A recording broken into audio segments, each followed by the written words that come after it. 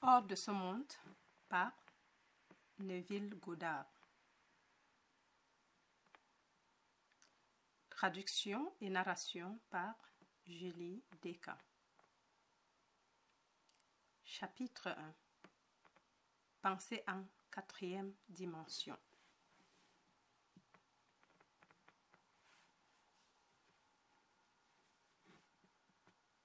Et maintenant, je vous ai dit avant que cela n'arrive, afin que, lorsque cela arrivera, vous croyiez. Jean 14, 29. Beaucoup de personnes, moi y compris, ont observé des événements avant qu'ils ne se produisent, c'est-à-dire avant qu'ils ne se produisent dans ce monde tridimensionnel.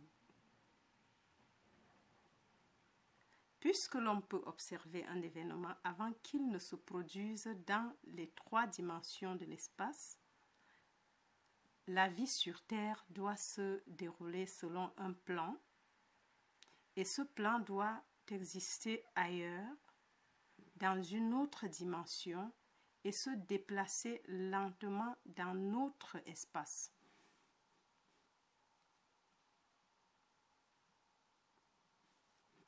Si les événements qui se produisent n'étaient pas dans ce monde lorsqu'ils ont été observés, alors, pour être parfaitement logiques, ils doivent avoir été hors de ce monde.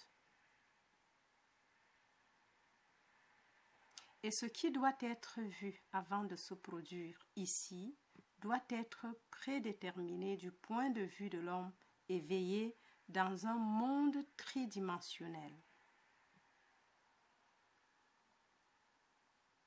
La question se pose donc, sommes-nous capables de modifier notre avenir?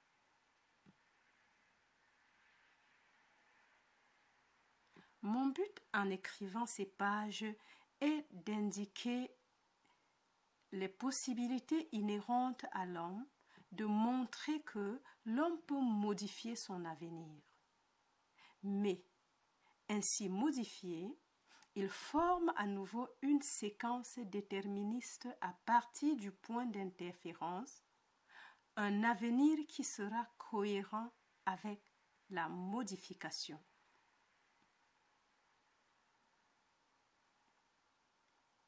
La caractéristique la plus remarquable de l'avenir de l'homme est sa flexibilité.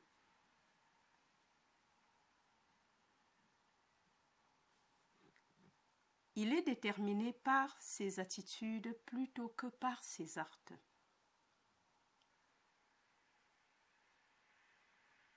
La pierre angulaire sur laquelle reposent toutes les choses est la conception que l'homme a de lui-même. Il agit comme il le fait et fait les expériences qu'il fait parce que son concept de lui-même est ce qu'il est et pour aucune autre raison. S'il avait une conception différente de lui-même, il agirait différemment. Un changement de concept de soi modifie automatiquement son avenir. Et un changement de n'importe quel terme de sa future série d'expériences modifie réciproquement son concept de soi. Les présomptions de l'homme qu'il considère comme insignifiantes produisent des effets considérables. L'homme devrait donc réviser son estimation d'une présomption et reconnaître sa puissance créatrice.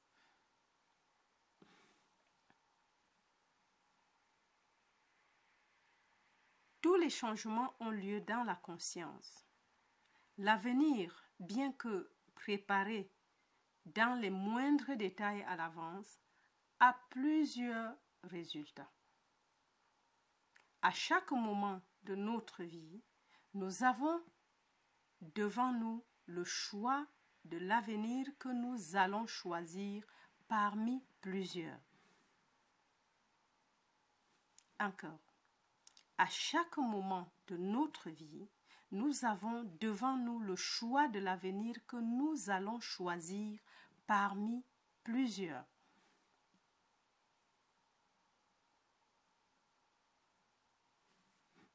Il existe deux perspectives réelles sur le monde que possède chacun d'entre nous. Une perspective naturelle et une perspective spirituelle. Les anciens enseignants appelaient l'une l'esprit charnel, l'autre l'esprit du Christ.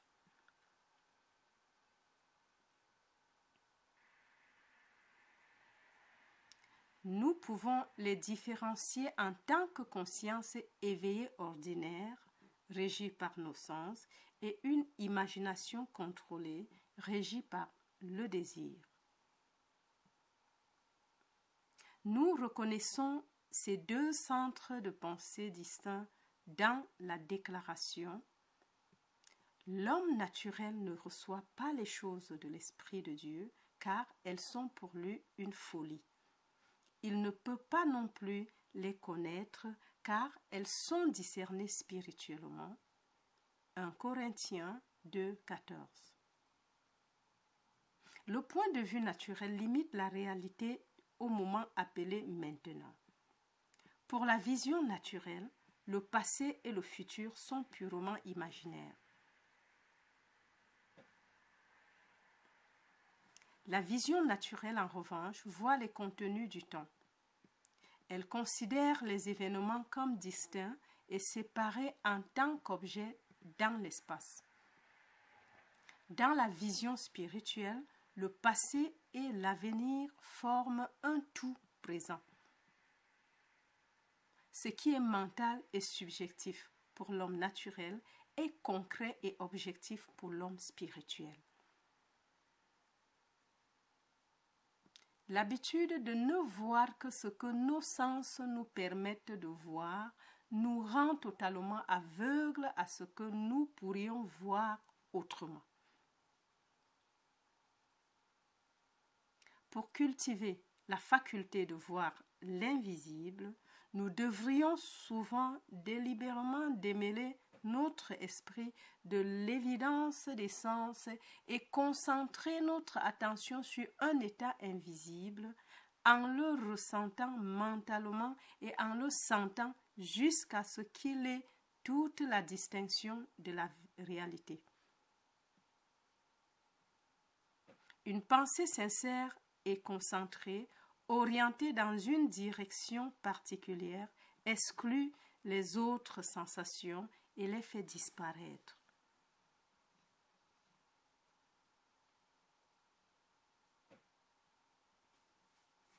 Nous n'avons plus qu'à nous concentrer sur l'état désiré afin de le voir. L'habitude de retirer l'attention de la région de la sensation et de la concentrer sur l'invisible développe notre vision spirituelle et nous permet de pénétrer au-delà du monde des sens et de voir ce qui est invisible. Car les choses invisibles de lui, depuis la création du monde, se voient clairement. Romains 1, 20. Cette vision est totalement indépendante des facultés naturelles. Ouvrez-la et accélérez-la. Sans elle, ces instructions sont inutiles, car les choses de l'esprit sont discernées spirituellement. Un peu de pratique nous convaincra que nous pouvons, en maîtrisant notre imagination, remodeler notre avenir en harmonie avec notre désir. Le désir est le ressort principal de l'action. Nous ne pourrions pas bouger un seul doigt sans avoir le désir de le faire. Quoi que nous fassions, nous suivons le désir qui domine actuellement notre esprit. Lorsque nous rompons une habitude, notre désir de la rompre est plus grand que notre désir de continuer dans l'habitude.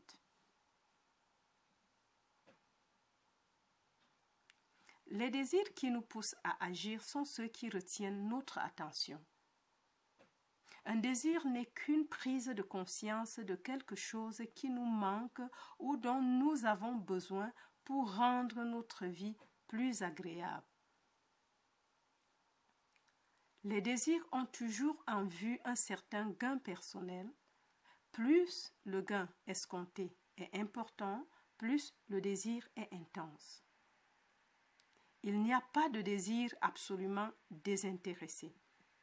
Là où il n'y a rien à gagner, il n'y a pas de désir et par conséquent pas d'action. L'homme spirituel parle à l'homme naturel à travers le langage du désir. La clé du progrès dans la vie et de la réalisation de ses rêves réside dans l'obéissance de sa voix. L'obéissance sans hésitation à sa voix est une supposition immédiate du désir réalisé. Désirer un état, c'est l'avoir. Comme l'a dit Pascal, vous ne m'auriez pas cherché si vous ne m'aviez pas déjà trouvé. L'homme, en assumant le sentiment que son souhait est exaucé, puis en vivant et en agissant selon cette conviction, modifie l'avenir en harmonie avec son assomption. Les suppositions réveillent ce qu'elles affirment. Dès que l'homme assume le sentiment que son souhait est exaucé, son moi quadridimensionnel trouve des moyens pour atteindre ce but, découvre des méthodes pour le réaliser. Je ne connais pas de définition plus claire des moyens par lesquels nous réalisons nos désirs que de faire l'expérience en imagination de ce que nous expérimenterions dans la chair si nous atteignions notre but. C'est cette expérience de la fin qui détermine les moyens. Avec sa perspective plus large, le moi quadridimensionnel construit alors les moyens nécessaires pour réaliser la fin acceptée. L'esprit indiscipliné éprouve des difficultés à assumer un état qui est nié par l'essence.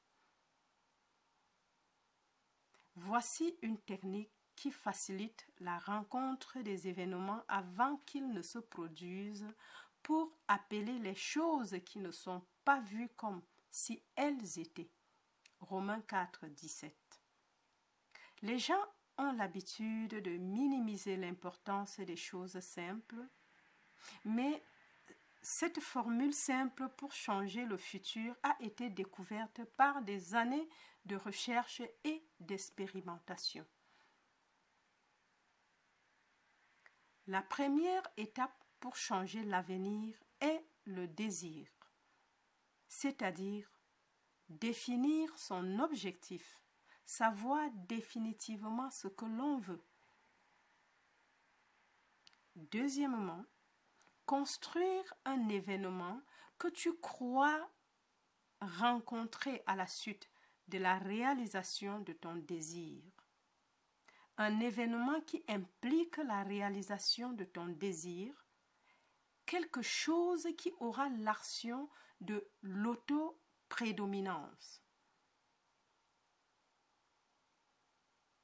Troisièmement, immobilisez le corps physique et induisez un état semblable au sommeil. Allonge-toi sur ton lit ou détends-toi sur une chaise et imagine que tu assommeilles. Ensuite, les paupières fermées et l'attention concentrée sur l'action que tu as l'intention de vivre. Dans l'imagination, sens-toi mentalement en plein dans l'action proposée, en imaginant tout le temps que tu es en train de réaliser l'action et maintenant. En imaginant tout le temps que tu es en train de réaliser l'action ici et maintenant. Tu dois toujours participer à l'action imaginaire, non pas simplement prendre du recul et regarder, mais tu dois sentir que tu es en train d'exécuter l'action de sorte que la sensation imaginaire soit réelle pour toi.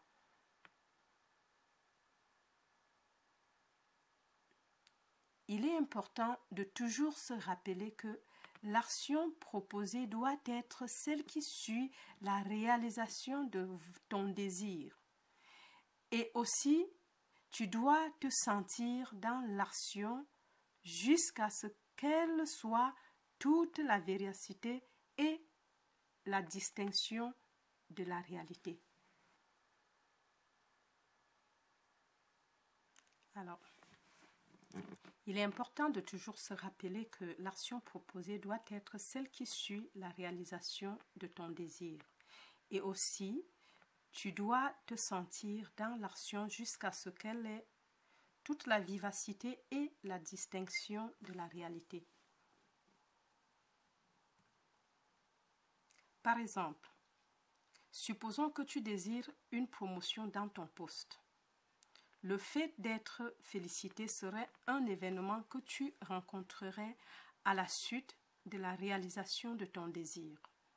Ayant choisi cette action comme celle que tu vas vivre dans l'imagination, immobiliser le corps physique et induire un état proche du sommeil, un état de somnolence, mais dans lequel tu es encore capable de contrôler la direction de tes pensées. Un état dans lequel tu es attentif, sans effort. Maintenant, imagine qu'un ami se tient devant toi. Mets ta main imaginaire dans la sienne. Sens d'abord qu'elle est solide et réelle, puis engage avec lui une conversation imaginaire en harmonie avec l'action. Encore. Par exemple, supposons que tu désires une promotion dans ton poste. Le fait d'être félicité serait un événement que tu rencontrerais à la suite de la réalisation de ton désir.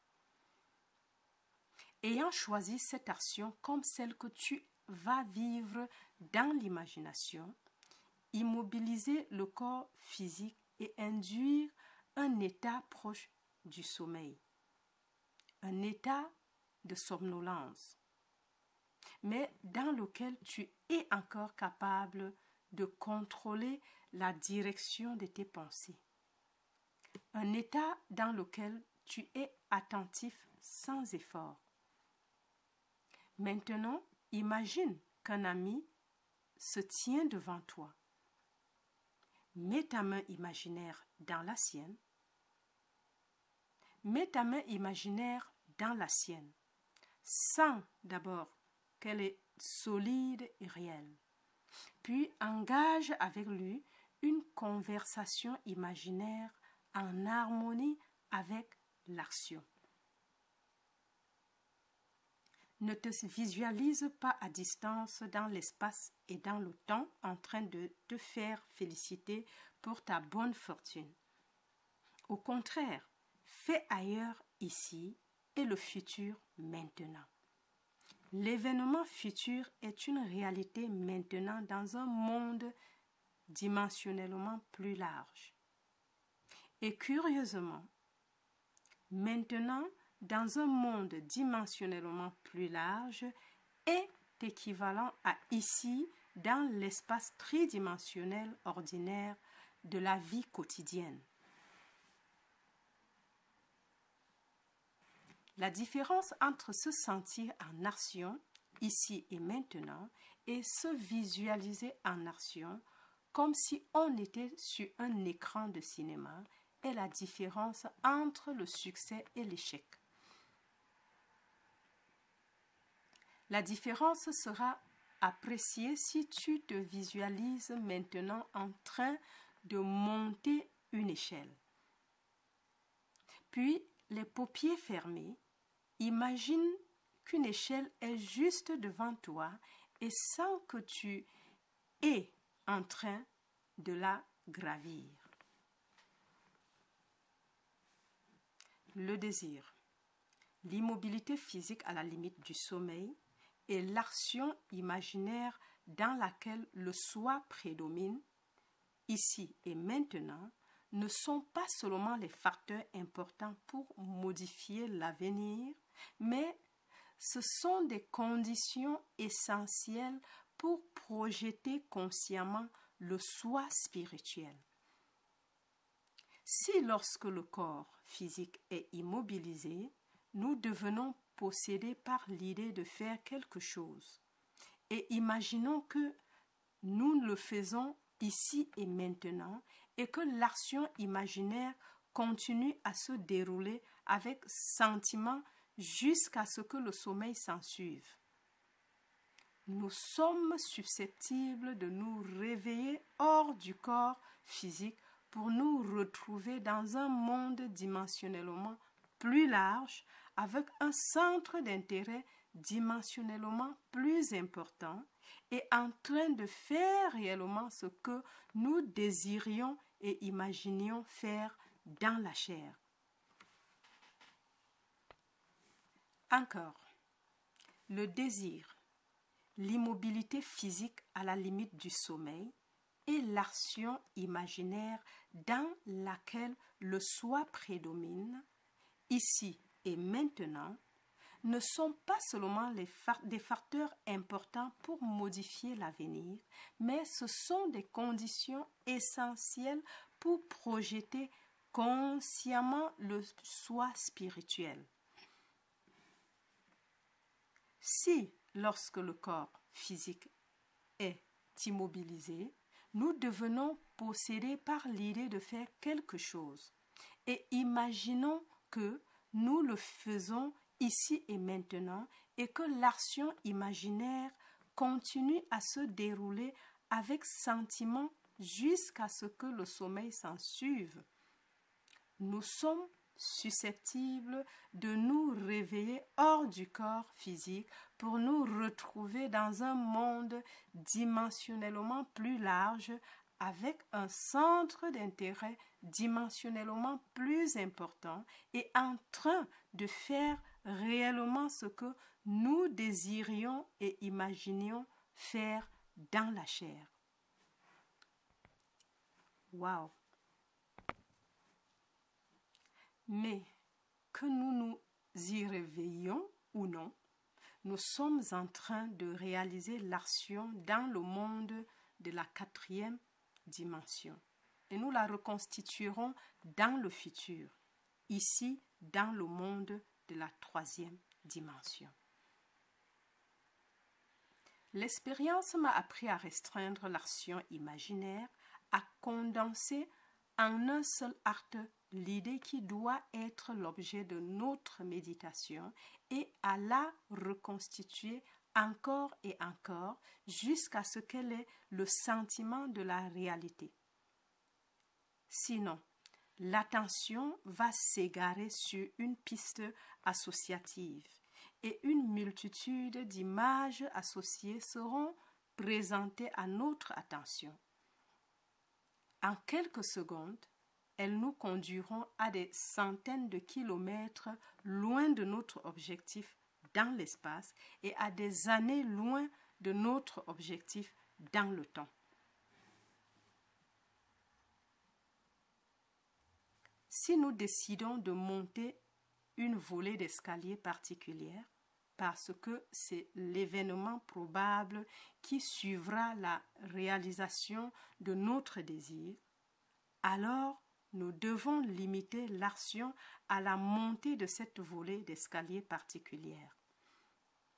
Si notre attention s'éloigne, nous devons la ramener à sa tâche de monter cette volée d'escalier et continuer à le faire jusqu'à ce que l'action imaginaire ait toute la solidité et la distinction de la réalité. L'idée doit être maintenue dans le domaine de la présentation sans aucun effort raisonnable de notre part. Nous devons, avec un minimum d'effort, imprégner le mental du sentiment que le souhait est exaucé. La somnolence facilite le changement car elle favorise l'attention sans effort, mais elle ne doit pas être poussée au stade du sommeil dans lequel nous ne pourrons plus contrôler les mouvements de notre attention, mais plutôt à un degré modéré de somnolence dans lequel nous sommes encore capables de diriger nos pensées.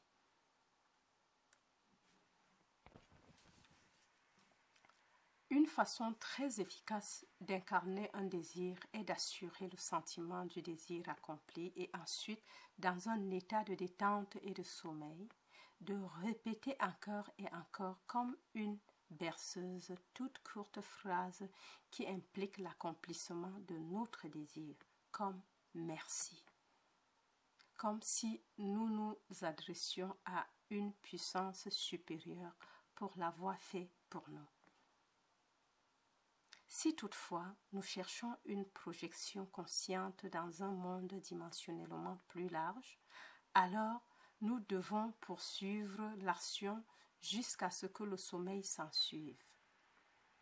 Faites l'expérience en imagination avec toute la distinction de la réalité de ce qui serait vécu dans la chair si tu atteignais ton but. Et tu le rencontreras avec le temps dans la chair comme tu l'as rencontré dans ton imagination.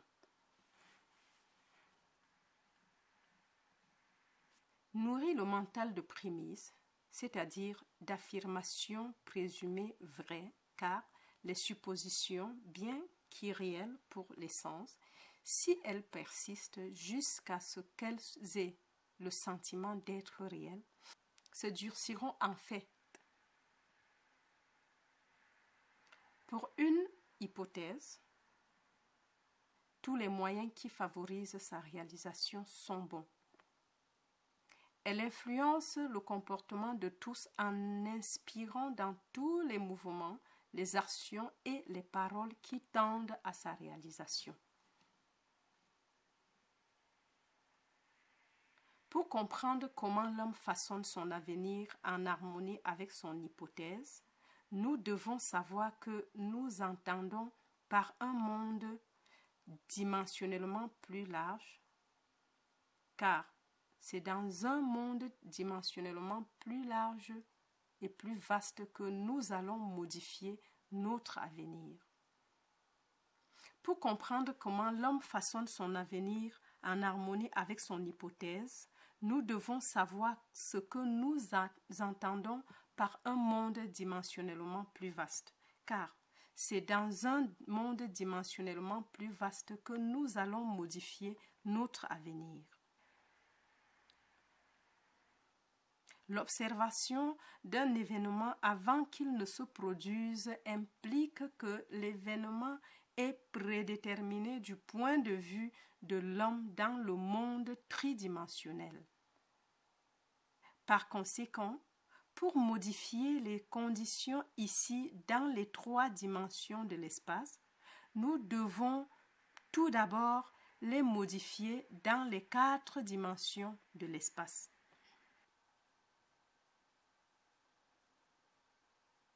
L'homme ne sait pas exactement ce que l'on entend par un monde dimensionnellement plus grand et nierait sans doute l'existence d'un moi dimensionnellement plus grand. Il connaît bien les 3 dimensions de la longueur, de la largeur et de la hauteur et il estime que s'il y avait une quatrième dimension, elle devrait être aussi évidente pour lui que les dimensions de la longueur, la largeur et de la hauteur. Une dimension n'est pas une ligne. C'est toute une façon de mesurer une chose qui est totalement différente de toutes les autres. C'est-à-dire que pour mesurer une quatrième dimension solide, nous la mesurons simplement dans n'importe quelle direction, sauf celle de la longueur, de la largeur et de la hauteur. Y a-t-il une autre façon de mesurer un objet que celle de sa longueur, de sa largeur et de sa hauteur?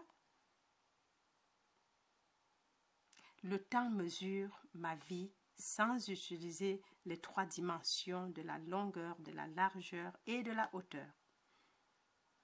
Il n'existe pas d'objet instantané. Son apparition et sa disparition sont mesurables. Il dure pendant une durée déterminée. Nous pouvons mesurer sa durée de vie sans utiliser les dimensions de la longueur, de la largeur et de la hauteur. Le temps est certainement une quatrième façon de mesurer un objet.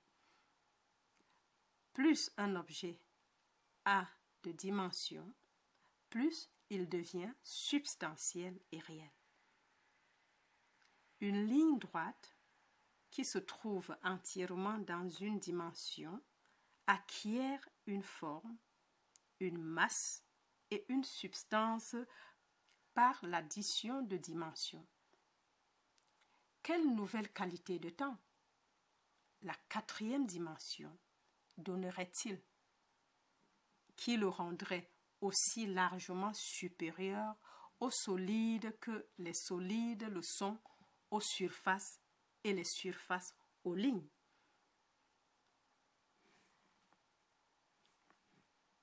Quelle nouvelle qualité de temps la quatrième dimension donnerait-il qui le rendrait aussi largement supérieur aux solides que les solides le sont aux surfaces et les surfaces aux lignes? Le temps est un support pour les changements d'expérience car tous les changements prennent du temps. La nouvelle qualité est l'échangeabilité. Observez que si nous coupons un solide en deux, sa section transversale sera une surface. En coupant une surface en deux, nous obtenons une ligne. Et en coupant une ligne en deux, nous obtenons un point. Cela signifie qu'un point n'est qu'une section transversale d'une ligne qui n'est à son tour qu'une section transversale d'une surface qui n'est à son tour qu'une section transversale d'un solide qui n'est à son tour que la section transversale d'un objet quadridimensionnel si on le porte à sa conclusion logique. Nous ne pouvons pas éviter de conclure que tous les objets tridimensionnels ne sont que des sections transversales de corps quadridimensionnels. Ce qui signifie que lorsque je te rencontre, je rencontre une section transversale du toi quadridimensionnel, le moi quadridimensionnel qui n'est pas vu.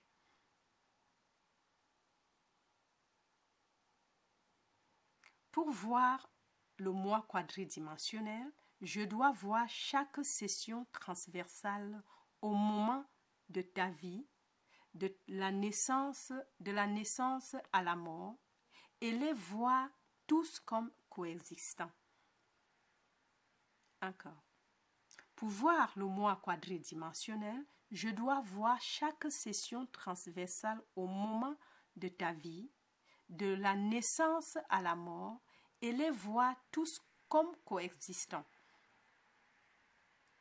Je dois me concentrer sur l'ensemble des impressions sensorielles que tu as ressenties sur Terre ainsi que sur celles que tu pourrais rencontrer. Je dois les voir non pas dans l'ordre dans lequel tu les as vécues, mais comme un tout présent. Comme le changement est la caractéristique de la 4e dimension, je devrais les voir dans un état de flux comme un tout vivant et animé.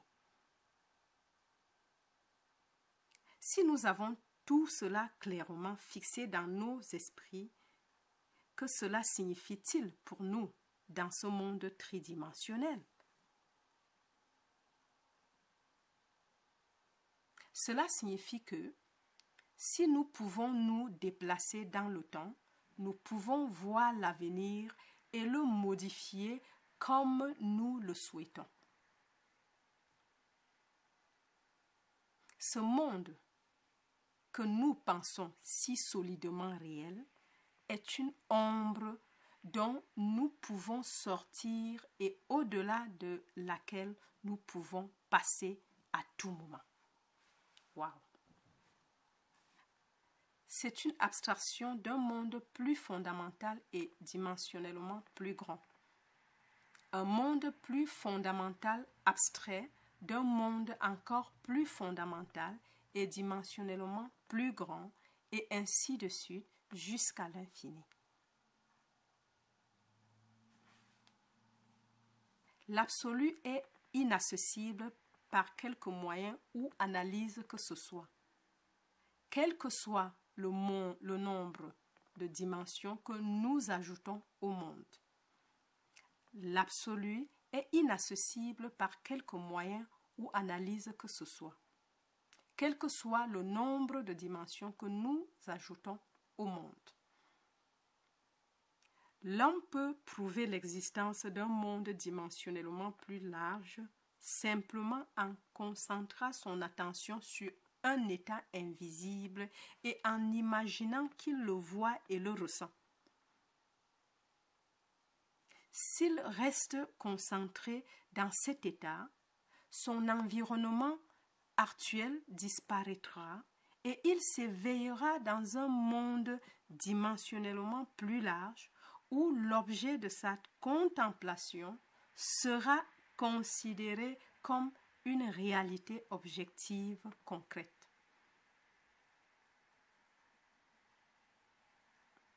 Intuitivement, j'ai le sentiment que s'il extrayait ses pensées de ce monde dimensionnellement plus large et se retirait encore plus loin dans son mental, il provoquerait à nouveau une extériorisation du temps.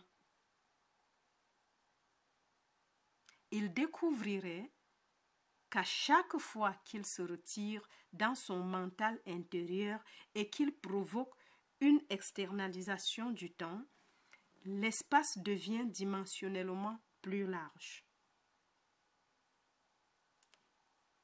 Il en conclurait donc que le temps et l'espace sont tous deux en série et que le théâtre de la vie n'est que l'escalade d'un bloc temporel multidimensionnel. Les scientifiques expliqueront un jour pourquoi il existe un univers en série. Mais en pratique, la façon dont nous utilisons cet univers en série pour changer l'avenir est plus importante. Pour changer l'avenir, nous avons seulement besoin de nous préoccuper avec deux mondes dans la série infinie. Le monde que nous connaissons en raison de nos organes corporels et le monde que nous percevons indépendamment de nos organes corporels.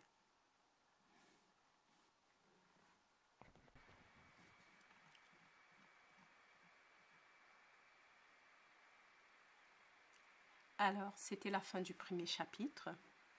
C'est un livre très intéressant.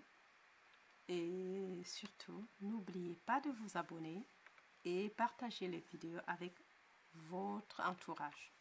Voilà.